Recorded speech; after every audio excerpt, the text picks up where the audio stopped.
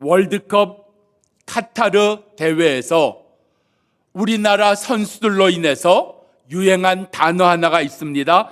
중꺾마. 중요한 것은 꺾이지 않는 거야 하는 줄임말입니다. 우리가 이길 거라고 생각했던 가나전에서 졌습니다. 낙심하고 포기할 수 있는 상황 가운데서 꺾이지 마, 포기하지 마, 낙심하지 마. 그 마음으로 우승 후보 중에 하나였던 포르투갈과의 경기에서 한국 대표팀은 이겨냅니다. 2010년 밴쿠버 동계올림픽에 출전한 김연아 선수가 스트레칭을 하고 있었습니다. 그를 촬영하던 감독이 묻습니다. 지금 무슨 생각하면서 스트레칭을 하세요? 그때 김연아 선수가 이렇게 대답했답니다. 무슨 생각이요? 그냥 하는 거지요. 얼마나 심적인 부담이 크겠습니까? 그 대회 금메달 후보 중에 하나였던 한순간의 실수로 금메달을 잃어버릴 수도 있는 그러한 부담과 그러한 많은 짐 속에서 그는 그 부담에 눌리지 않고 마음껏 스케이팅을 하여 금메달을 따냅니다. 우리 속에 포기해야 된다고 생각하는 일이 있습니다. 낙심하게 만드는 일이 있습니다. 그런데 중요한 것은 꺾이지 않는 마음, 포기하지 아니하는 것.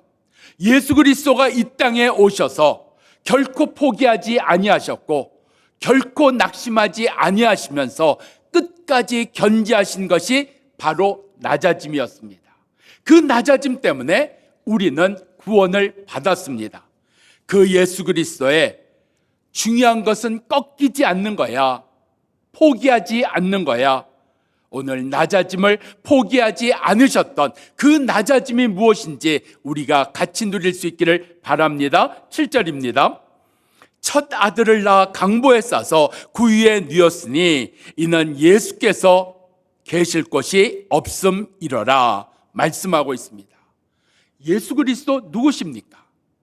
예수 그리스도는 빌립보 2장에 말씀하는 것처럼 하나님과 동등된 분이셨습니다. 하나님이셨습니다. 요한복음 1장에서는 예수 그리스도는 왕이시라고 말씀하고 있습니다. 근데 왕이 있을 데가 없는 겁니다. 하나님이 계실 데가 없다는 이야기입니다. 말이 되지를 않습니다. 그런데 실제로 예수님은 이 땅에 오셔서 계실 데가 없는 삶을 사셨습니다. 태어날 때만 그러셨을까요? 아니요. 마태복음 8장의 9절과 10절 말씀 보면 예수님을 따르기 원한 성경학자가 이렇게 묻습니다. 예수님 어디를 가시든지 제가 따르겠습니다. 그때 예수님의 대답은 여우도 굴이 있고 공중의 새도 거처가 있지만 나는 머리 둘 곳도 없다 말씀하십니다. 예수님은 진실로 거하실 곳이 없으셨습니다. 있을 곳이 없으셨습니다. 왜 그럴까요? 우리가 너무나 어려움을 갑자기 처하게 되고 너무나 힘든 일을 만나게 됐을 때 우리의 집을 잃어버리고 남의 집에 가서 신세를 질 때가 있습니다. 그렇지만 다시 있을 곳이 생겨납니다. 그런데 예수님은 있을 곳이 없다 그러셨습니다. 너무 가난해서 그러셨을까요? 너무 없으셔서 그러셨을까요? 하나도 자기 것이 없었기 때문에 그런 것이었을까요? 아닙니다. 왕이시라고 했습니다. 하나님이시라고 했습니다. 얼마든지 좋은 곳에 계실 수가 있었습니다. 그런데 없었다고요. 계실 곳이 없었다고요. 있을 곳이 없었다고 말씀하고 있습니다. 왜 그런 것일까요? 예수님에게 있는 모든 것을 주셨기 때문입니다. 좋은 것을 주셨기 때문에 자기에게는 남은 것이 없습니다. 다 주었기 때문에 자기에게는 있을 곳도 거하실 곳도 없게 되었다고 말씀하고 있는 겁니다. 어려워서가 아닙니다. 실패해서가 아닙니다. 가난해서가 아닙니다. 주셨기 때문에, 다 주셨기 때문에 예수님은 있을 곳이 거할 곳이 없으셨다는 말씀입니다. 이게 낮아집니다. 우리 가운데 줄 수 있는 마음 말입니다. 이 낮아짐, 우리의 삶 속에 어느 부분에 있는 걸까요? 좋은 것을 주는 것 말입니다. 이것 때문에 나는 있을 곳이 없게 되는, 나는 거할 곳이 없게 되는 이 낮아짐 속에 예수 그리스도의 구원의 역사가 이루어졌습니다. 예수님은 어떻게 이와 같이 주실 수가 있는 분이었을까요? 어떻게 중요한 것들을, 어떻게 귀한 것들을 예수님은 자기는 누리지도 못하시면서, 가진 적도 없으시면서 그 있는 것을 다 주실 수가 있으셨을까요? 우리의 삶 속에 줄 수 있는 일들이 있습니다. 이쁘기 때문에 주고요, 자녀이기 때문에 주고요, 손자이기 때문에 주고요, 사랑하기 때문에 주고요, 내가 신세를 졌기 때문에 주는 것들이 있습니다. 근데 예수님의 주심은 그런 것과 아무 상관이 없습니다. 우리가 준다고 이야기할 때 얼마만큼 줄 수 있을까요? 몇 번은 줄 겁니다. 3번이요? 10번이요? 수번까지도 줄 수가 있을 겁니다. 근데 주면서 우리 가운데 부담이 생기는 겁니다. 주면서 짐이 되는 겁니다.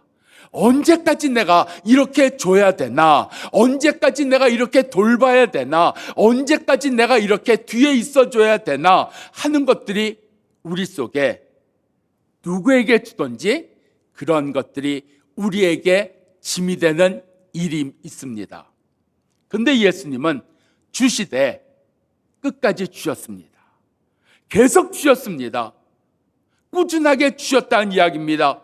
어떻게 그러한 일이 일어날 수 있을까요? 많이 가지고 있으면 되는 걸까요? 주고 줘도 나는 하나도 줄어든 게 없기 때문에 계속 줄 수 있는 걸까요? 아닙니다. 아무리 많은 것을 가지고 있고 주고 주어도 내게는 계속해서 많이 있다. 그러면 계속 줄 수 있을까요? 아닙니다. 예수님이 주실 수 있었던 것은, 좋은 것을 주실 수 있었던 것은 주시는 것이 예수님의 삶이었기 때문입니다. 삶이 되면 주는 것이 부담스럽지 않습니다. 삶이 되면 좋은 것을 주는 게 문제가 되지 않습니다. 그게 내 삶이니까요. 그런데 이게 삶이 되지 못하고 우리 가운데 의무라든지 배운 거라든지 이유가 있다든지 하면은 아무리 관계가 돈독하다 할지라도 부담이 될 수밖에 없다는 겁니다. 예수님은 주시는 것이 삶이었습니다. 이것이 바로 예수님의 낮아지심이었습니다. 그분은 돌봐주시는 게 삶이었고요, 함께 해주시는 게 삶이었고요, 찾아가시는 게 삶이었고요, 위로해 주시는 게 삶이었고요, 그들을 채워주시는 게 삶이었습니다. 그 삶을 살기에 예수님은 부담스럽거나 짐이 되거나 문제가 되지 않으셨다는 이야기입니다. 오늘 우리가 예수를 믿으면서 우리 가운데 배워지는 것들이 있습니다. 깨닫게 되는 것도 있습니다. 해야 되는 것도 있습니다. 그런데 그러한 것들이 내가 깨달아서, 내가 배워서, 내가 알게 돼서, 내게 책임이 있어서 그런 것이 내가 해야 될 일이기 때문에 하게 되면 기쁨 없습니다. 감사도 많이 없습니다. 계속하는 것도 힘이 듭니다. 내가 10년 하면 됐잖아. 내가 이렇게 오래 했으면 됐잖아. 언제까지 나보고 일하라고, 언제까지 나보고 이렇게 수고하라고, 그런 마음 생기는 겁니다. 그런데요, 삶이 되면 그렇지 않습니다. 그러니까 우리는 사랑이 삶이 되고, 용서가 삶이 되고, 위로가 삶이 되고, 전도가 삶이 되고, 나누는 것이 삶이 되는 그 낮아짐이 우리 가운데 있어야 되는 겁니다. 여러분, 우리 교회가 섬기고 있는 것 중에 계속해서 장기적으로 하는 일들이 있습니다. 도시락 봉사, 그거 지금 한 15년 됐을 거예요. 우리가 연탄 나누는 일, 그거 17년인가 됐습니다. 그리고 우리가 보육원에 아이들이 원하는 선물 주는 거 벌써 8년이 되었습니다. 우리가 명절에 지역을 찾아가는 일 10년이 넘었습니다. 그런데 아니 우리 5년 했으면 됐잖아요. 아니 10년 했으면 충분하잖아요. 아니 15년씩 했으면 이제 우리도 힘든 것 좀 아셔야죠. 그럴까요? 아닙니다. 여러분 3년 전인가 우리가 보육원에 120개의 선물을 보낼 때 3부 예배가 끝났는데도 박스가 한 7, 8개 남았습니다. 그래서 처음으로 청년들에게까지 미라클 박스를 준비할 수 있는 기회가 갔습니다. 그런데 그 다음부터는 3부 예배에서 미라클 박스를 할 수 있는 분들이 몇 분 되지 않는 그러한 일들로 계속됐습니다. 금년에는 저희가 50개를 늘려서 180개의 미라클 박스를 만드는데 3부에 가져간 분이 15분인가 20분밖에 없습니다. 늘렸는데도 원하는 분들이 많았다는 이야기입니다. 연탄이요? 여러분 웬만한 기업들 많이 한다고 하지만 10,000장 정도입니다. 근데 우리는 난방률을 연탄으로 계산하면 매년 12,000장에서 14,000장의 연탄 헌금을 우리가 합니다. 웬만한 기업보다 많이 하는 거예요. 그리고 그렇게 한두 해 하는 것이 아니라 17년, 18년을 하고 있다는 사실입니다. 도시락이요? 그것도 저희가 꾸준하게 할 수 있는 것 어디에 이유가 있을까요? 우리 성도 모두가 다 넉넉해서요. 우리가 주일날 헌금을 합니다. 근데 여러분 이런 일반적인 헌금은 교회가 교역자의 사례비를 위해서, 직원의 사례비를 위해서, 교육을 위해서, 관리를 위해서 우리가 그렇게 쓰고 이웃을 돕는 것은 다 따로 헌금을 해서 우리가 이웃을 돕습니다. 바로 이겁니다. 이웃을 위해서 헌금하는 게 삶이 된 거예요. 도시락 헌금하는 게 당연한 것 되는 거예요. 미라클 박스를 위해서 마련하는 것, 우리가 연탄을 위해서 헌금하는 게 우리의 삶이 된 거예요. 그렇기 때문에 불평하지 아니하는 겁니다. 내가 작년에 했는데, 재작년에 했는데, 그 전에 했는데, 금년에도 하는 게 당연하다는 거예요. 삶이라는 이야기입니다. 삶에는 이유가 없습니다. 숨 쉬는 거에는 이유가 없습니다. 밥 먹는 거에는 이유가 없습니다. 기도하는 거에는 이유가 없어야 되는 겁니다. 그게 삶입니다. 그 삶에서 바로 낮아짐이 이루어지는 것이고 그 삶이 바로 구원의 역사를 이루는 은혜가 된 줄 믿습니다. 8절입니다. 그 저녁에 목자들이 밤에 밖에서 양떼를 지키고 있었더니 주의 사자가 곁에 서고 주의 영광이 그들을 두루 비치매 그들이 크게 무서워하는지라 천사가 말하되 무서워하지 말라. 보라, 내가 온 백성에게 미칠 큰 기쁨의 좋은 소식을 너희에게 전하노라. 큰 기쁨의 좋은 소식, 구원자 예수가 오신 소식을 누가 들었습니까? 누가 먼저 들었습니까? 왕궁에 있는 자들이었습니까? 권세 있는 자들이었습니까? 힘 있는 자들이었습니까? 지식인들이고 지혜 있는 자들이었습니까? 아닙니다. 목자였습니다. 이 목자는 지금으로 얘기하면 참 험한 일을 하는 사람입니다. 아무도 인정해 주지 않는 사람입니다. 아무도 찾아보지 않는 사람들입니다. 이스라엘의 저녁은 엄청 춥습니다. 그런데 집에도 방에도 있지 못하고 양을 지키기 위해서 그 추운 기온에 밖에 있어야 되는 사람들입니다. 그런데 바로 그 사람들, 세상은 찾지 않고 누구도 찾지 않는 그 목자들에게 큰 기쁨의 좋은 소식이 먼저 임하였다는 겁니다. 이게 낮아지는 겁니다. 좋은 일이요, 좋은 거요, 귀한 거요, 누구와 함께 하십니까? 누구와 함께 나누십니까? 누구에게 전하십니까? 오늘 예수 그리스도의 탄생은 목자들에게 먼저 전하여졌습니다. 아무도 귀하게 여기지 않았습니다. 아무도 찾아주지 아니했습니다. 그런데 그들 가운데 구원자 메시아가 오신 소식이 먼저 전해졌다는 이야기입니다. 막연하게 온 세상에 전하여졌다고 하지 아니하시고 목자들에게 전하여졌다 이야기를 합니다. 여러분, 기업들이 제품을 만들거나 물건을 만들 때 누구나 다 쓰는 물건 요즘엔 그렇게 안 만듭니다. 이 물건을 쓰는 대상, 이 제품을 쓰는 대상을 명확하게 타켓으로 정합니다. 핀셋으로 집어냅니다. 그리고 제품과 물건을 만드는 거지. 모든 사람이 다 쓰는 물건 아무도 안 삽니다. 아무도 안 삽니다. 오늘 우리의 낮아짐은 바로 여기에 있습니다. 예수님은 핀셋과 같이 예수님이 필요한 사람들에게 찾아가셨습니다.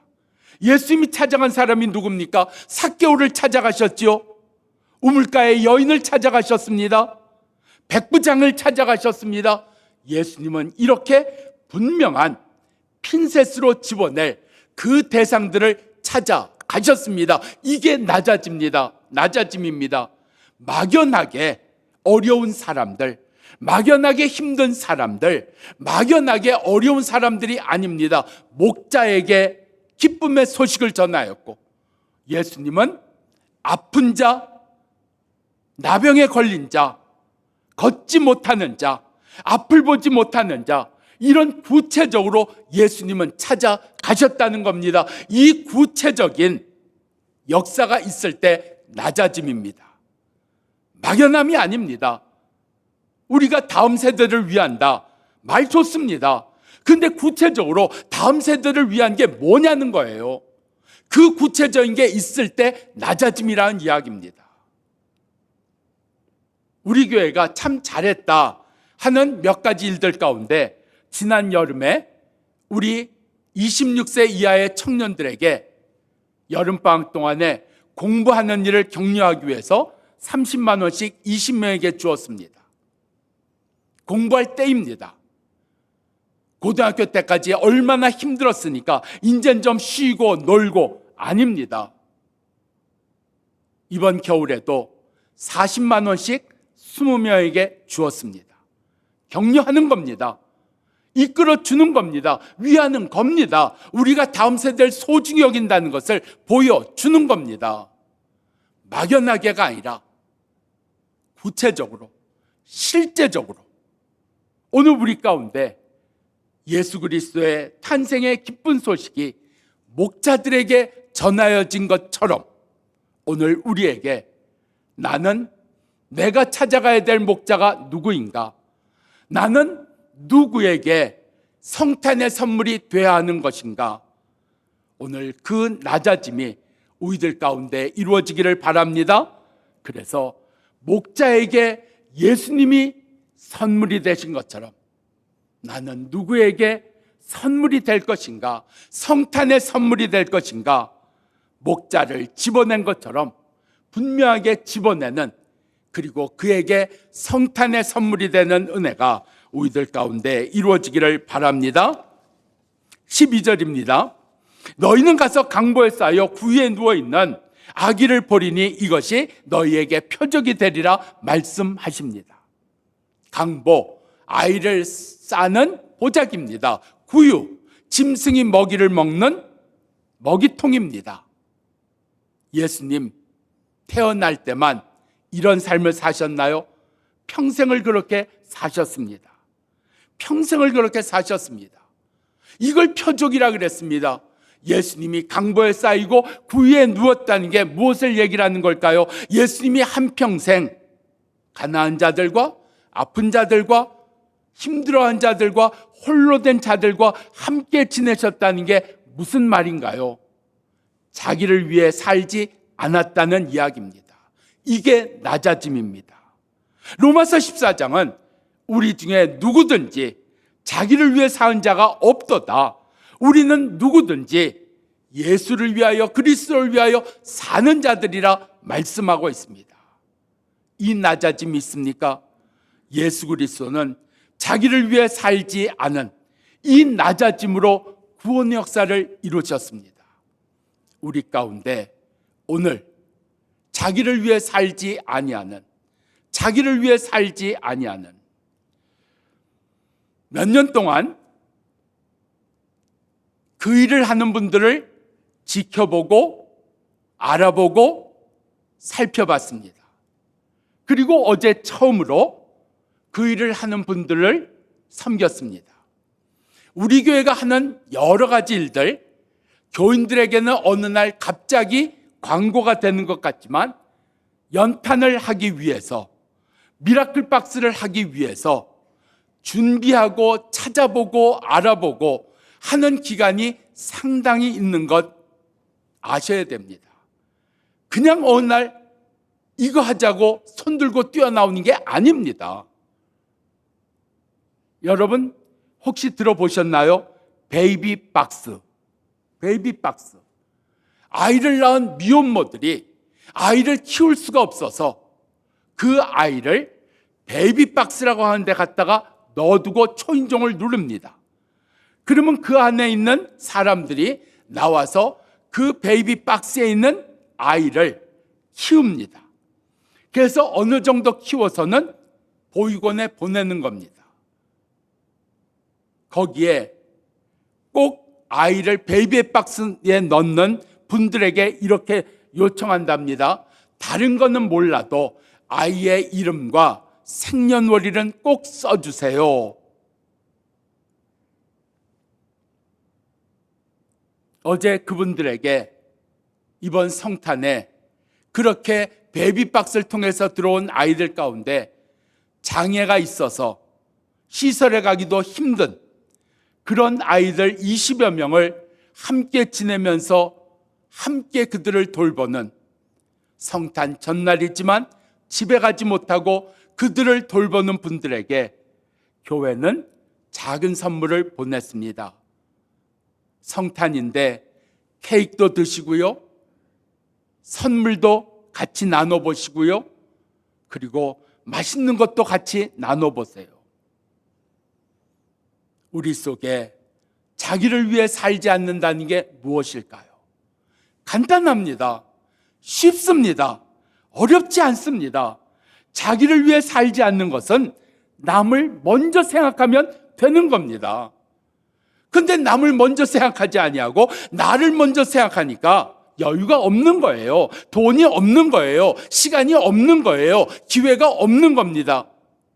자기를 위해 살지 않는 것은 남을 먼저 생각하는 겁니다. 그게 낮아짐입니다. 예수 그리스도는 그 낮아짐으로 구원을 이루셨습니다.